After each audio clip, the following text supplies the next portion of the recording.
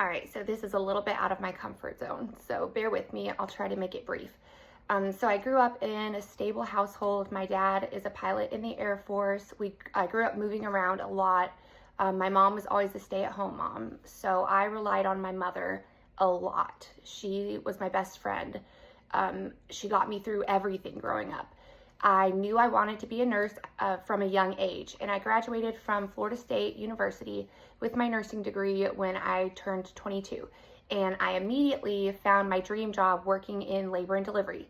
So I worked in labor and delivery for about 6 years. No drug diversion.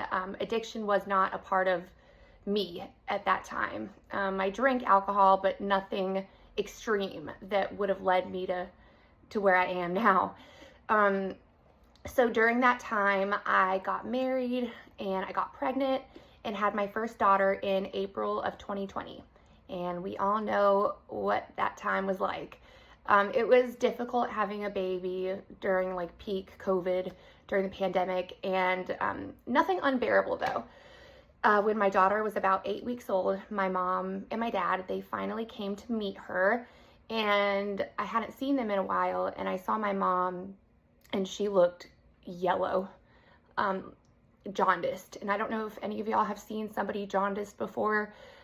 It was so obvious. And at that time, I was freshly postpartum and I thought maybe my mind was playing tricks on me. And, I didn't really say anything.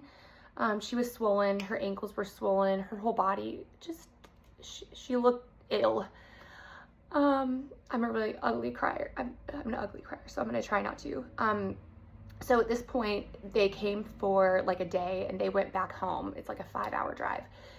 And about a month later, I get a call from my dad, and he's like this tough military guy. Like, he doesn't normally show a lot of emotion at all.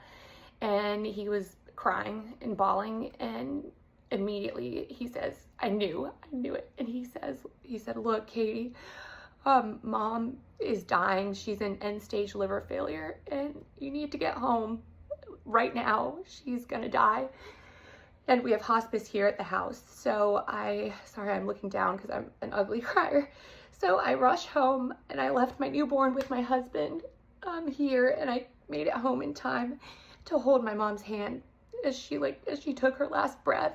And I feel like at that moment I broke. I was begging God to bring her back. And I think I blamed myself, and I felt like I could have done something to save her. And I was like, why didn't I say anything to her? Why didn't I try to save her?